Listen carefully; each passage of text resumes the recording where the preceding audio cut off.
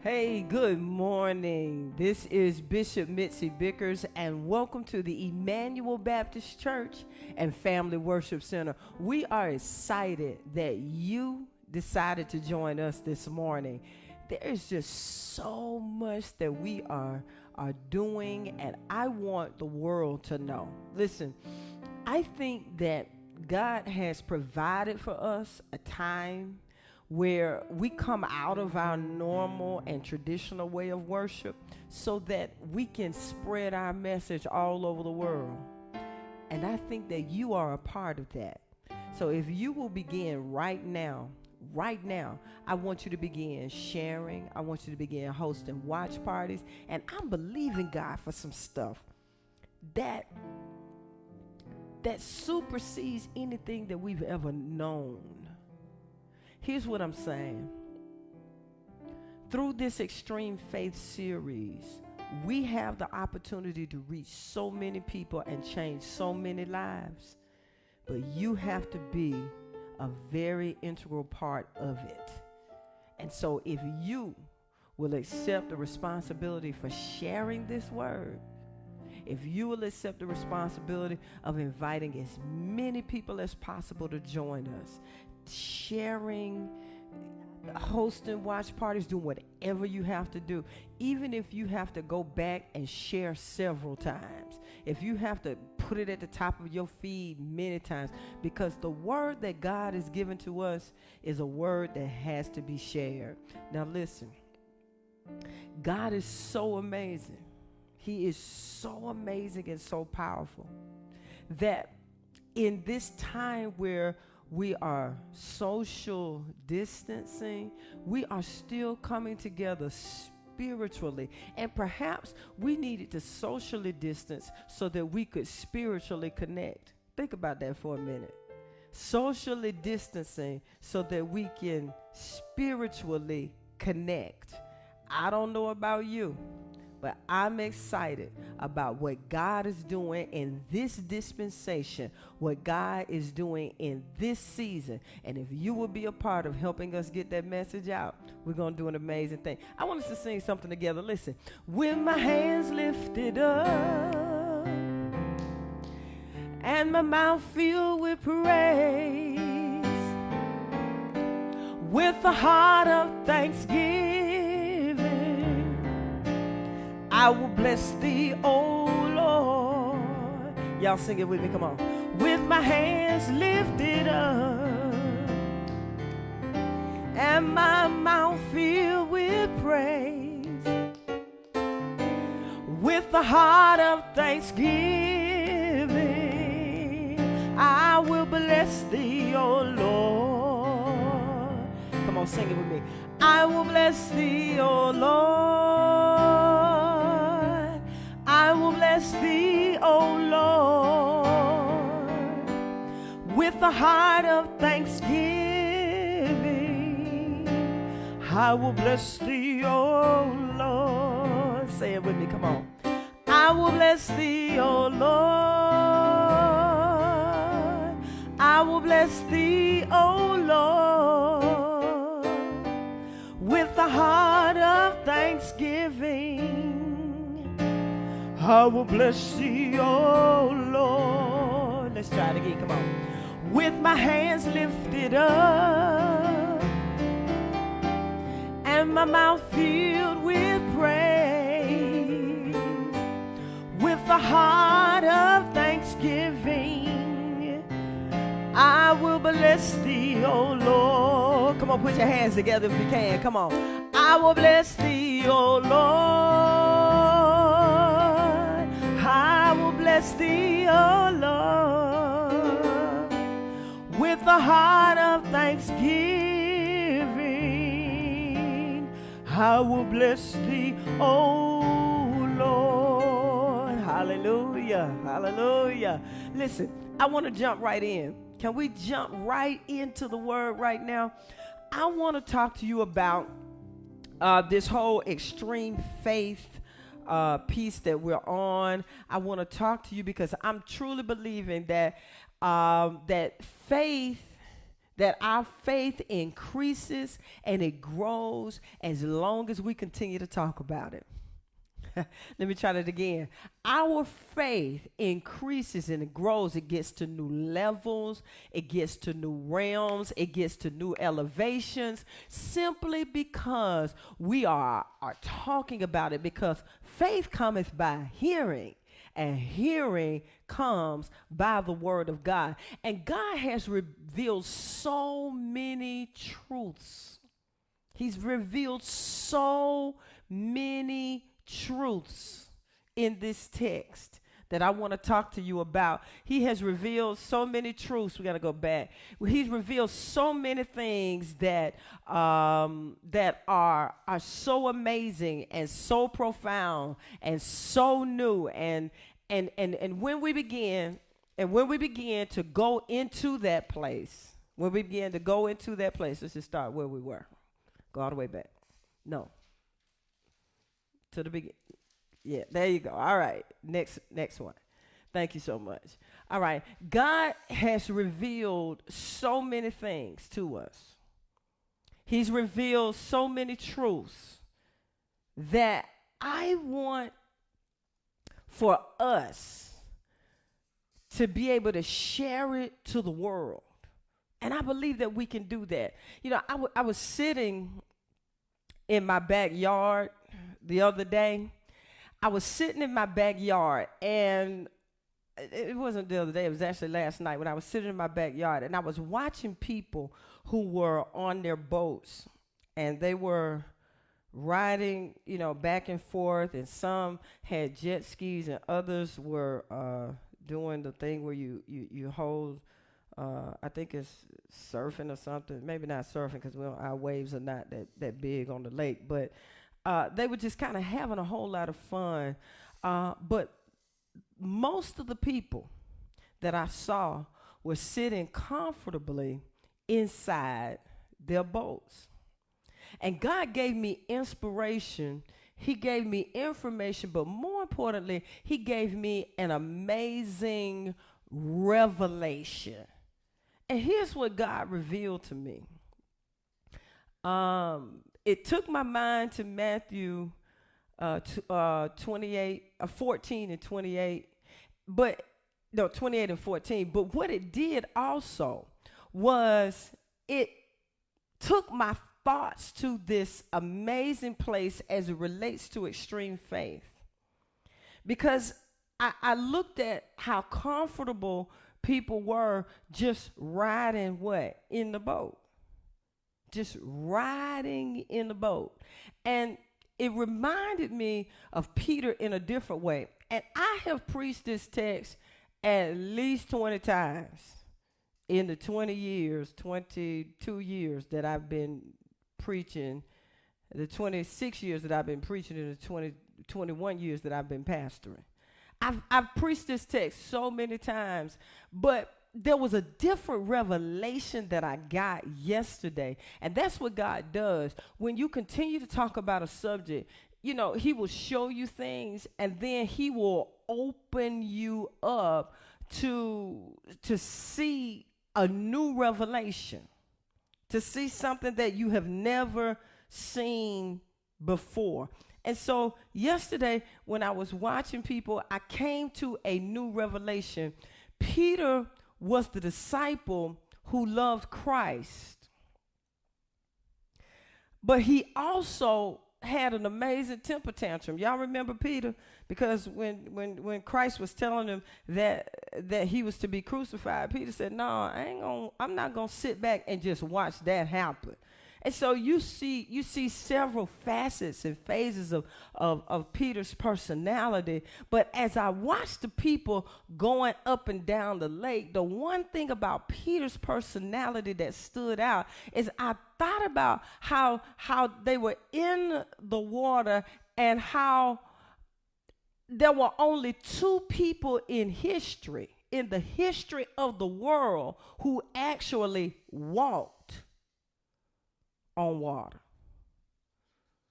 With all of the people that have been in boats and have done extreme things, you know, in the water, have done a lot of water tricks and all of this kind of stuff. There were only two people in the history of the world who actually walked on the water.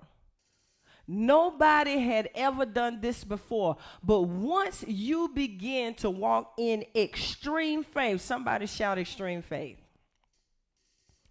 When you begin to walk in extreme faith, you move beyond fear into faith. You start having water walking faith. You hear what I'm saying? There is a water walking faith that those of us who operate in extremes can handle. And let me say this to you. After today, after this day, after this message, after we get into the things that God wants to reveal to you through me, you will no longer be stuck in the valley of indecision. You will no longer be stuck in the valley of confusion and not being sure of what it is that you have to do when God speaks into your life. You will have a walking on water faith. Somebody say, I have a walk on water faith. See, when you step over into faith, when you begin to step over into faith, many times in our lives and in this journey that we're on, in this thing that we call life, God will ask you to step out. Listen, he'll ask you to step out of a comfortable or familiar situation and begin to walk into something that has never held anybody else up. Let me try that again. When you begin to walk on water, many times God will ask you to step into some things that nobody else has done. And he'll begin to ask you to walk into a situation that has never held anybody else up. The first person in your family to go to college. The first person to keep your marriage together. When everybody else around you found their marriages, are dying and ending, you were the first one to say, it's going to work. Because he'll put you into a place where he will hold you up and he'll tell you, I'm going to send you into an area where most people would have drowned, but I'm going to hold you up. The first person to travel all over the world because somebody's afraid to go on a cruise or somebody's afraid to fly and somebody's afraid to do this, that, and the other. It's no problem for you because what God is doing is he's going to put you in a place where it didn't hold somebody else up, but it's going to hold you up. And most people like to live their lives in the boat. There are more people than not who really want to live their lives in a boat because there is a sort of boat mentality that we have. It's comfortable. Don't step out into anything dangerous. Don't step out into anything that will challenge you to the next level. Don't step out into anything that's not politically correct or popular or anything that would cause some level of scrutiny in your lives. You got to get rid of boat mentality and boat dreams and boat hope and boat goals. As a matter of fact, you need to start right now as you are listening to this message, saying, I will never, ever be in a boat situation with a boat mentality ever again. I want to ask you a question. What happens when God tells you to come out of the confines of what has kept you safe? Let me ask you that again. What happens when God asks you to come out of the confines, out of the area, out of the familiar that has kept you safe? Come out of the normal. Step into the new normal. Step into a new venture.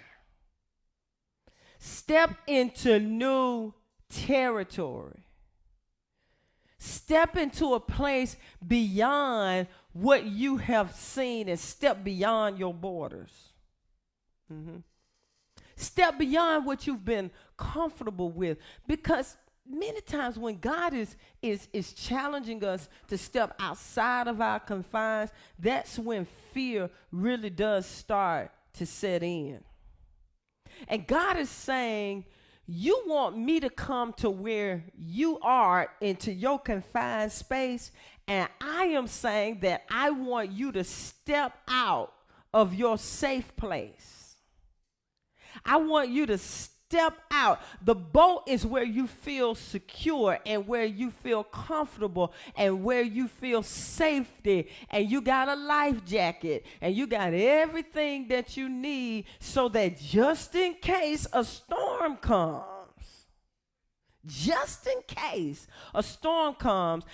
that you're going to be okay. But God is saying, I don't want to come into your safe environment.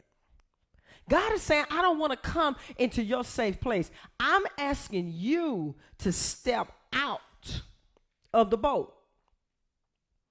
I need for somebody to just say right now, I'm stepping out of the boat. I'm stepping out. See, we want God to do this. We want God to bring everything to us in the boat. We want him to bring us a career.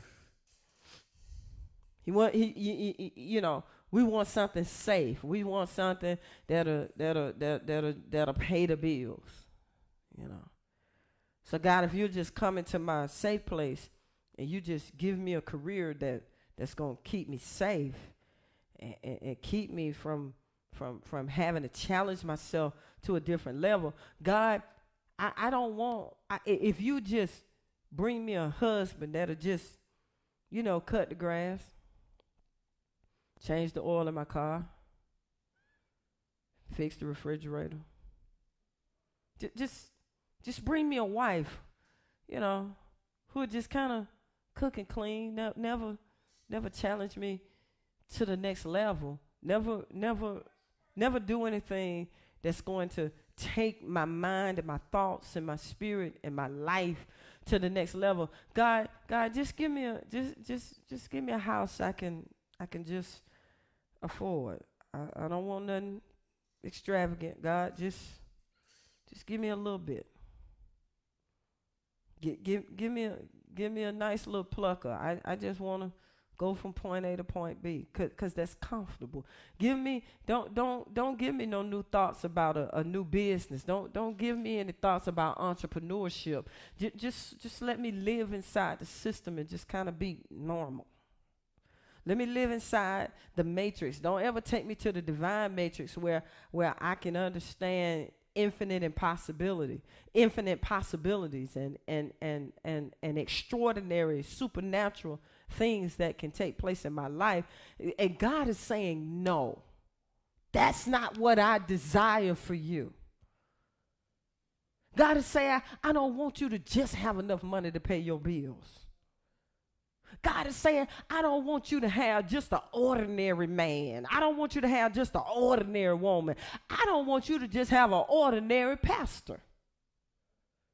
I want you to have somebody that challenges you to the next place. I want you to have something that catapults you into another realm, that helps you to raise your vibrations on a daily basis and helps you to see your fullest potential every single day. I don't just want a job. I want something that excites me, something that gives me the will to want to wake up every morning and do something great for God. You're going to have to step out into deep waters and unfamiliar territory if you are going to have the extreme faith to walk on water. I want to tell you, I want to say that again now. If you're going to operate in walking on water faith, you're going to have to step out of your comfort. You're going to have to step out of your safe place. You're going to have to do some things that other people in your family didn't do. You're going to have to go some places that some of your friends are afraid to go.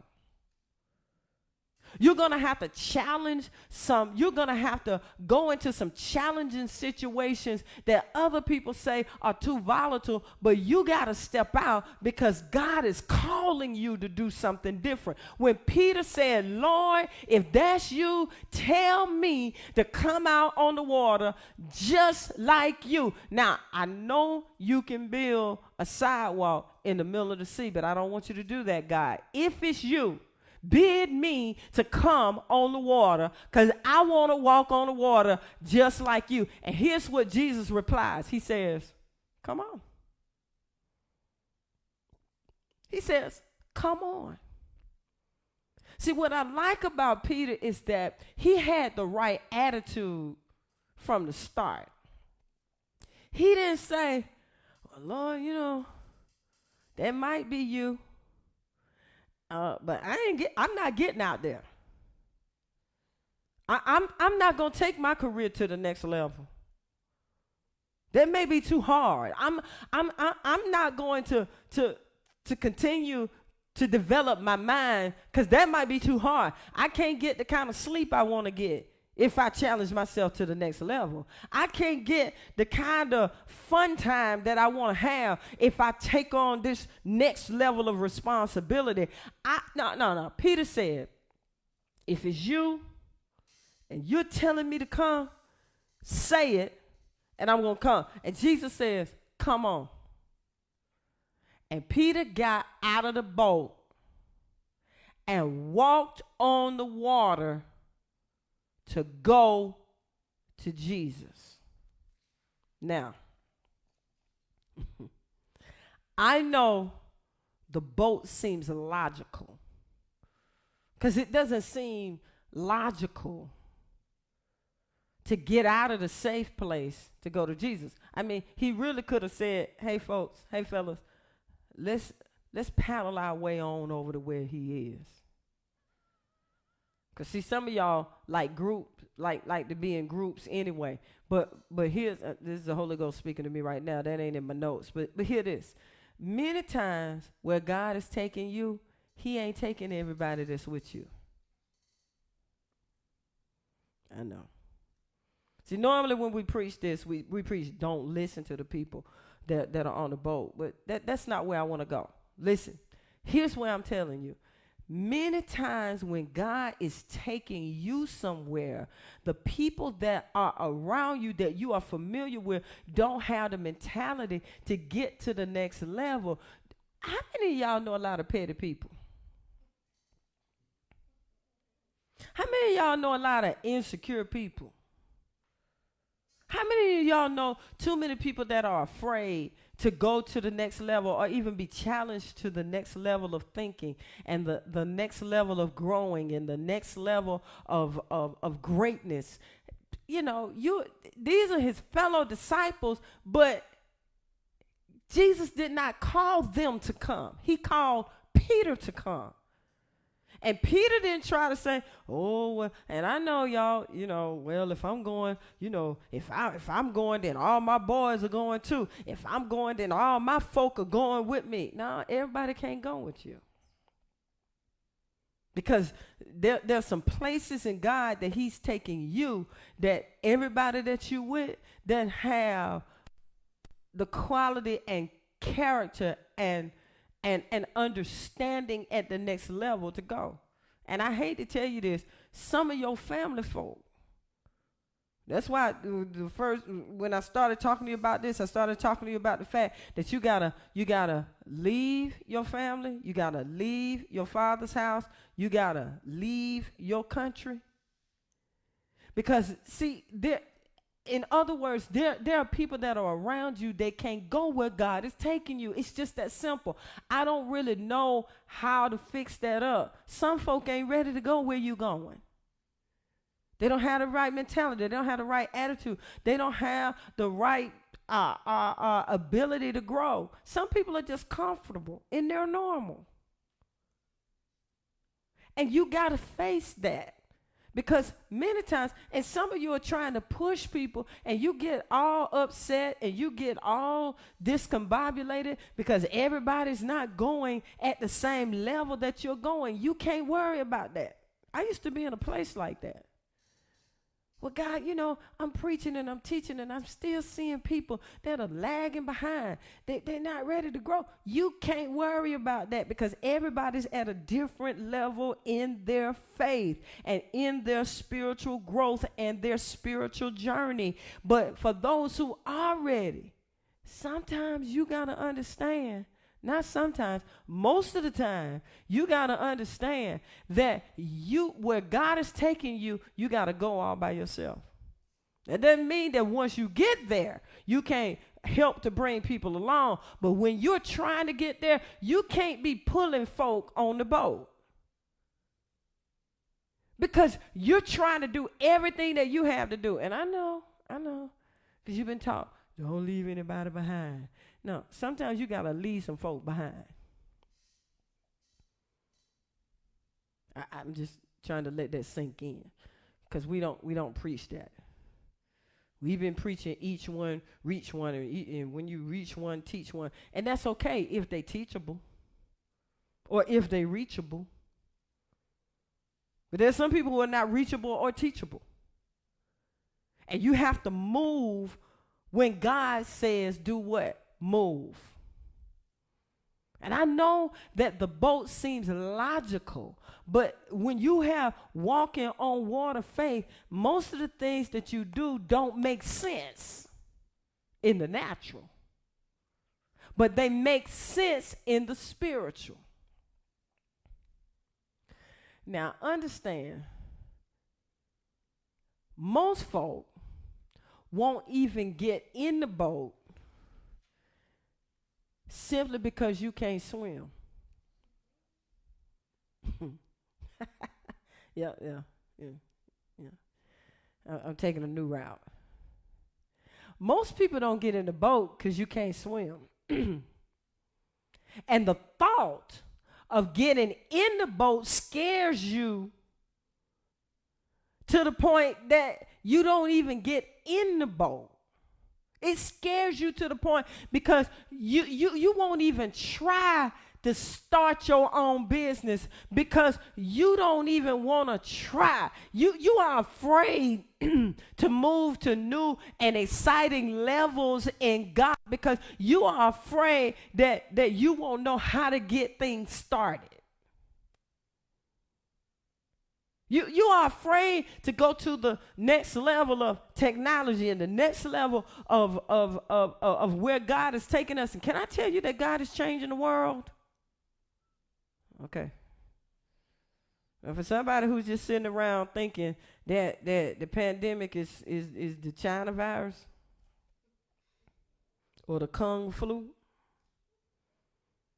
or you thinking that, it's somebody else's fault. You're not understanding that what God is doing in this dispensation is challenging us in this dispensation of grace. He's challenging us to the next level of thinking.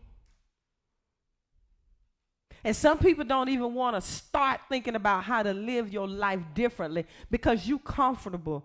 I told you, you're comfortable at the juicy crab. And God is trying to tell you that I'm trying to get you to start a business. What was that movie? When Forrest Gump and them, were looking to start a business. God is trying to get you in a place where you own the business. You own the juicy crab. God is trying to get you to the place where it's not that you're upset that you can't go here and you're upset that you can't go there. Because see, many of you don't like for God to limit you so he can grow you. Because many times he has to sit us down so he can pick us up.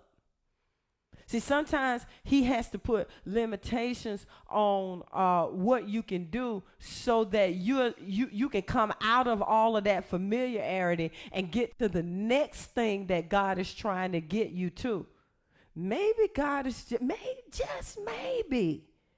God is causing all of these things to happen in the world through his permissive will. He's allowing all of these things to happen in the world to get our attention and get us to start operating differently.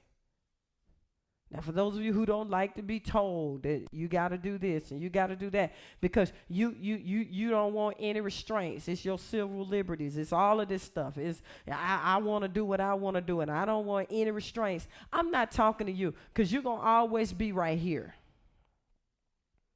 Because there's no room for you to grow because your mind does not tell you that many times what God is doing in the world, he is raising you to another level of consciousness where you no longer have to live in that normal.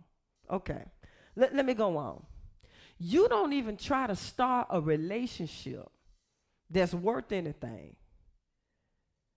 You don't want to start a relationship on a serious level because you always want to have options. Yeah. You want to have a backup plan. And God is saying sometimes when I tell you to step out, there is no backup plan. He didn't tell Peter, okay, go get a life jacket and then step out. He didn't even ask Peter if he knew how to swim. He just told him to step out. He said, come on. Peter said, bid me come. Jesus said, come on. See, we're just in case kind of people. Just in case I get out there and it doesn't work, I want a backup plan. Just in case. And that's how you plan your life. You plan your business just in case. You plan your marriage just in case. Because you halfway in and you halfway out. You plan everything in your life on a just in case basis. And you won't even get in the boat of different relationships and different business ventures and different things because you don't see a safety plan. And many times in life, when God is doing something amazing in us, there is no safety plan. You just got to have extreme faith and trust God. I don't know about you, but I trust God in every single area of my life. God is saying, I'm not just calling you to be in the boat. I'm calling you to walk on water faith. I'm calling you to extreme faith. I'm calling you to do what nobody else has ever done. See, a lot of y'all like the kiddie pool. You like the kiddie pool. Or when I was little, coming up, especially in the black community, we didn't have the only public pools we had were the only pools we had were the public pools. We didn't have swimming pools at our houses. We didn't have that kind of stuff. And if you happen to have one member of your family that had a swimming pool, everybody used to go over there about once or twice a year because they had a swimming pool. But most of us like the kiddie pool. See, when I was growing up, we had a water hose. I know y'all don't know nothing about that, but we had a water hose.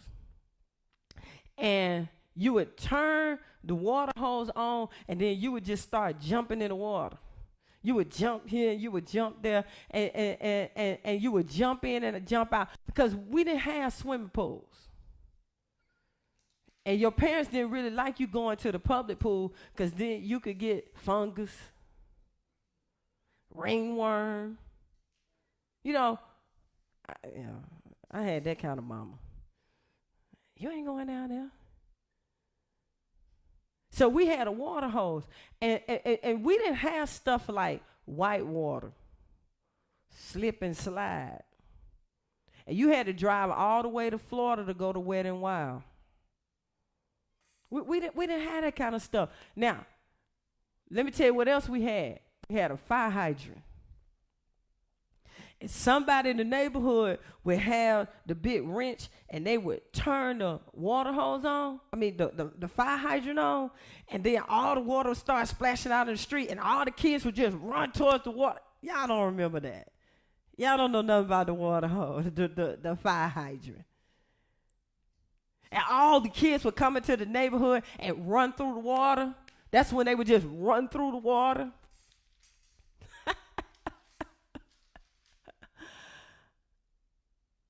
That's why I don't care nothing about nobody saying I got a swimming pool and I live on a lake. You know why? You at the end of the movie. The beginning of the movie was the water hose. And that's why I love all the members of my church coming to my house. Because I want everybody to experience what God has done, what? For me. Because if he did it for me, he can do it for you. So don't worry about what people are going to say. When you step out of the boat and you start to do extraordinary things, and you start doing things that nobody else has done, because that's just a sign. That's just a sign that God is doing something amazing in your life. But God says this. He says, I'm going to ask you to do some things that nobody else has done. And I'm going to ask you to get out of the boat. Have an extreme faith. I want you to have faith to look at a situation. I want you to be able to look at that situation and not be afraid to do some stuff that nobody else has done. I want you to start walking in territory that nobody else has walked in. Let me give you this. Let me give you this. I'm getting ready to get out of here. Extreme faith believes that I am the exception. Somebody say right now, I'm the exception. Somebody say it right now. Say, I am the exception. You are an exception to the rule. Because a lot of times when God is calling you to do something that most people have never done, it's because he wants to do it through you. Let me try that again. Most of the times when God makes you an exception to the rule and tells you to do some things that other people have not done, it's because he wants to do it through you. You can't be limited by what you have seen in others when God is trying to do something through you. Somebody say, do it through me, God. Now, see, you don't want to say it because you don't believe that you deserve for God to do something through you that he hadn't done for somebody else. If it didn't happen for them, doesn't mean that it's not going to happen for me. That's what I want. That's the mentality that I want you to have. Just because it didn't happen for them doesn't mean that it's not going to happen for me. That's what you got to start believing. That's what you got to start knowing. We serve a God of exceptions. Yes. We serve a God of exceptions. We serve a God who operates in the supernatural. Peter breaks 2 laws. He breaks 2 laws. He breaks the law of gravity, and he breaks the law of buoyancy. He breaks 2 laws. Why? Because he was the exception to the rule. Somebody shout one more time. I'm an exception to the rule. See, here's what you got to understand. The law of gravity says that he should have fallen to the bottom of the sea, simply because he stepped out of the boat. He should have fallen to the bottom because gravity was supposed to have pulled him all the way down. He defies the law of gravity. He defies the law of buoyancy because he was too heavy for the water to hold. Okay. Not only is gravity pulling him down, but the water itself can't hold him. So he's defied 2 laws because he should have automatically sunk to the bottom, but Peter is the exception. And you got to understand, somebody shout right now, I'm the exception to the rule. And what happened to other folk doesn't happen to me. And what happens to other people doesn't dictate or determine what's going to happen to me.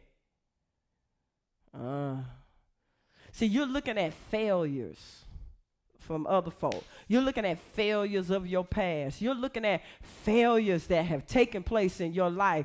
And you got to understand that previous patterns, listen again, previous patterns that have been established with other people are not indicators of what's going to happen to you. Previous patterns are not indicators of what is going to happen to those of us who operate in extreme faith. Would you shout one more time? I am an exception to the rule. Would you shout one more time? I am an exception to the rule. I don't care what happened to your cousin when he bought his house and got foreclosed on. So you're going to just keep living in an apartment. I don't care what happened the last time somebody went and financed a new car. You don't have to keep buying your car off the used car lot. I don't care what happened to the last time somebody tried to start a new business and it didn't fail, it didn't flourish. You cannot fail. You know why you cannot fail? Because you are an exception to the rule. Now, this is not a declaration of superiority. It's a declaration of distinction. Y'all didn't hear that. Y'all didn't hear it. It doesn't mean that I'm superior or I'm better than you. It just means I'm different. See, when you're different, what applies in one situation with somebody else, it doesn't apply to you. It doesn't mean I'm superior and better than you. It just means I'm different. There's a distinction about me because I operate in extreme faith that makes me different. And when you're different, people don't understand you. They don't understand how you got successful. They don't understand how you were able to go to a 4-year private college and come out with not owing any money. They won't understand that. They won't understand your level of extreme faith. But God says, if you will start operating in extreme faith, he says, you will not be normal, you will not be average, but you will be different. Now, I'm not talking to normal people. As a matter of fact, I'm talking to abnormal, odd, strange, different, peculiar people. See, when you're different, you're the head and not the tail. When you're different, you are above and not beneath. Here's where, when you are an exception to the rule, God says, I will make your name great. God says, when you are an exception to the rule, 100 will fall at your right hand, and 1,000 at your right hand, and 10,000 to your left, but it will not come nigh you. Why? Because you're different. Because you are an exception to the rule. He'll give you houses that you did not build. He will give you vineyards that you did not grow. He will give you handfuls on purpose because you are faithful. You are faithful. And I may go through some situations, but I'm coming out different. And you know why I'm coming out different? Because I'm an exception to the rule. Why? Because I'm of a holy nation. Because I'm of a royal priesthood. Because I'm of a peculiar people. You got to understand that. You got to declare that in your life every day. As a matter of fact, raise your right hand wherever you are. Raise your right hand wherever you are. And I want to declare over your life. I want to declare over your life that you are a person of distinction. Because you are different. And what happens to everybody else that you know is not going to happen to you. Because God is doing something different in you. Somebody shout real loud, I am the exception. As a matter of fact, wherever you are, just start yelling, I am the exception. Yeah, shout it to the universe. If you outside, holler at the universe. Say, I'm the exception. And the universe is lining up with me. God has caused everything to line up according to what his plan is because he's doing it through me. Somebody's going to call you arrogant. You say, I'm not arrogant. I'm anointed. I'm a child of God. I'm a child of the King. You deserve more than just a pension plan. You deserve more than just a 401k plan. You deserve to have more than enough. You have to declare every day that I'm supposed to live in abundance. I'm supposed to live in a life of peace. I'm not supposed to be worried about how I'm going to pay my bills. I'm not supposed to be worried about how I'm going to make ends meet. But Bishop, what are people going to say if I get out of the boat? To hell with them. You don't worry about what other people are going to say. Average folk don't get talked about. Did you hear what I just said? When you step out of the boat, you're going to get talked about. People that stay on the boat don't get talked about. I don't know who else was on the boat with Peter, but I know Peter got out. People who stay safe in the boat don't get talked about. Let me tell you who gets talked about. Moses gets talked about because Moses held up his rod. And he took what was in his hand and seas departed in faith because he was an exception to the rule. Let me tell you who gets talked about. Abraham gets talked about. Abraham gets talked about because when he walked his son up the mountain, and his son asking, I see the knife, I see all this stuff, but where is the sacrifice? And he takes his only son up to the mountain, and when he's getting ready to to sacrifice his son, an angel stays his hand and says that there's a ram in the thicket, that's because Abraham is an exception to the rule. That's why his wife had a baby in her old age, because she was an exception to the rule. See, when you're an exception to the rule, you get talked about like Noah. God told him it was going to rain, but there was not a cloud in the sky. And everybody was talking about him. Everybody was calling him crazy. And he kept on building that ark. He kept on building that ark. Everybody kept saying, you must be out of your mind. Don't you know the coronavirus is going on? You ain't got no business building no boat for everybody to get in. But he's talked about because one day it started to rain. And he and his family and two of every kind of animal was saved. Why? Because he was an exception to the rule. You don't get talked about. You don't get talked about when you ain't doing nothing. Job got talked about. Because when he lost everything that he had, when he lost his family, he lost everything that he had. He lost his land. He lost his oxen. He lost everything that he had. God restored unto him double for everything that he lost, because he said, all of my appointed time, I'm going to wait until my change comes. Job was an exception to the rule. Somebody holler, I'm an exception to the rule. If he's going to work it out, if he's going to work out a marriage, he's going to work out your marriage.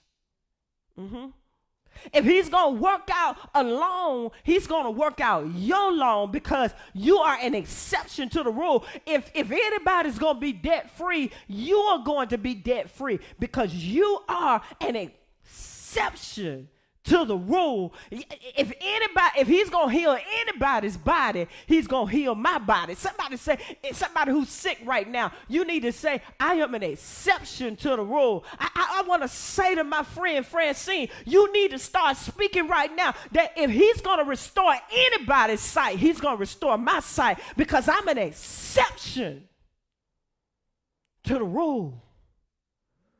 Somebody shout again. I got to believe that I'm an exception to the rule. Why not you? Why not me?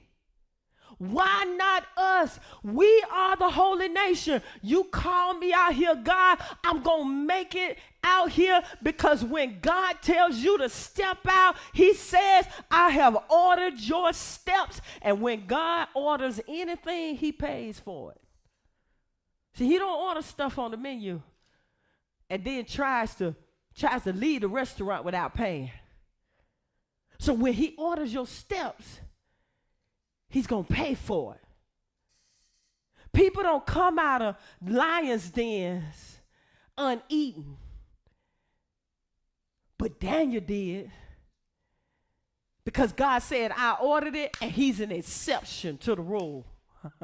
Yeah. You don't come out of a fiery furnace not even smelling like smoke unless God ordered it. But the three Hebrew boys came out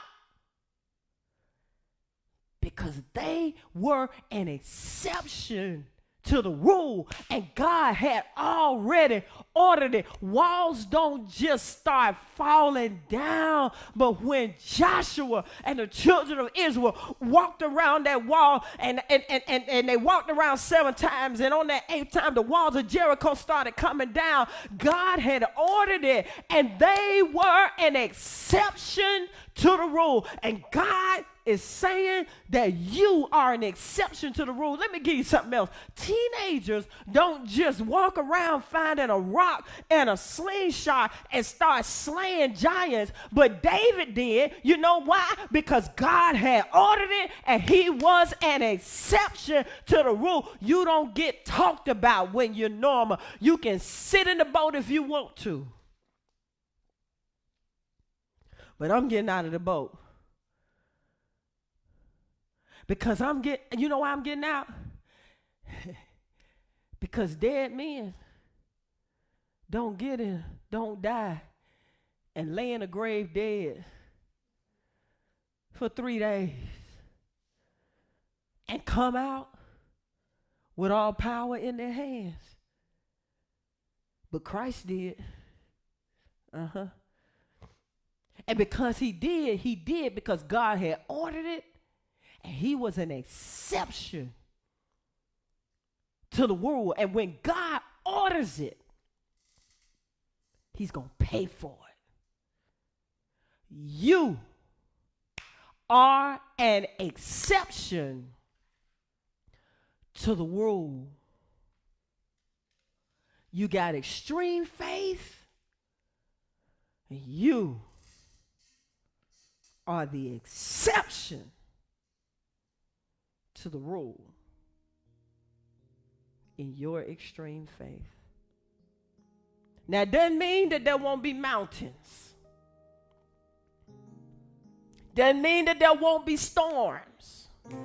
But you got to realize that your soul is anchored. See, when your soul is anchored, and that's really what happened with Peter.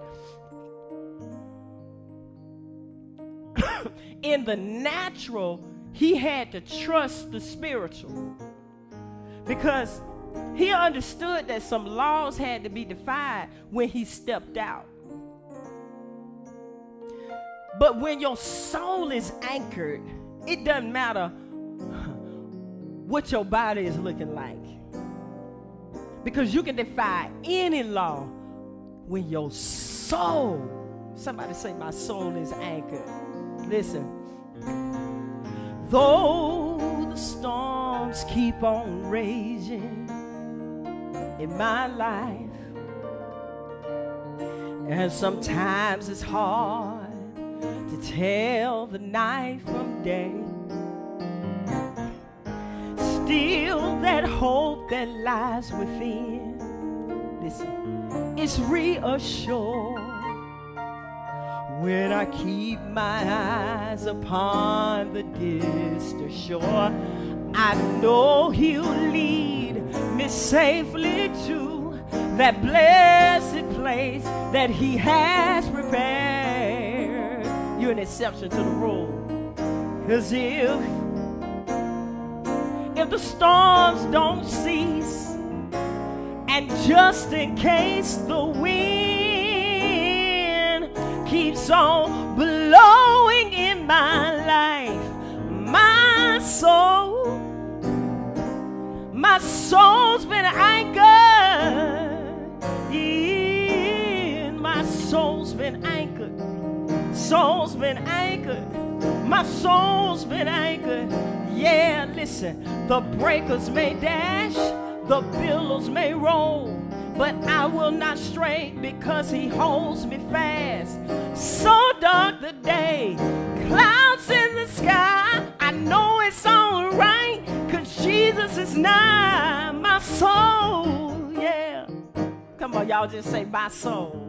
My soul, my soul, my soul has been anchored in the Lord. Listen, here's what I want you to know. I want you to know you are an exception to the rule. And here's the other thing that I need you to understand. If this message has blessed you, I want you to plant seed in ministry right now. I want you to go and hashtag EBC offering. I want you to hashtag the church, and I want you to give as God has blessed you to give. And not equal giving, but I want equal sacrifice this morning. On this first Sunday morning in August, I want you to be blessed in a supernatural way as you bless our church. Also, if you want to bless me in the Bishop's blessing, which is separate from the church offering, I want you to hashtag Mitzi Bickers and tag Bishop's blessing. Would you do that? If you will bless me, I know and believe that God will continue to supply all of my needs so that he can keep opening my mind and my heart to the things that he wants to give to you. And I'm thanking God for you right now. We will be back this Wednesday for the Peaceful Place. But until then, I'm Bishop Mitzi Bickers, and may the Lord God bless you real, real good. Let's try it. But if the storms don't cease, and if the wind keeps on blowing in my life, my soul has been anchored in the Lord. Let's go to that part about I realize. Let's do that. I realize, y'all say with me, that in this life you're gonna be tossed, by the waves and the currents that seem so fierce. But in the Word of God, I've got an anchor, and it keeps me steadfast and unmovable despite the times. But if the storms don't cease, and just in case the wind keeps on blowing in my life, my soul has been anchored, oh Lord, in the Lord. Hallelujah. Be blessed. Hallelujah. Be blessed.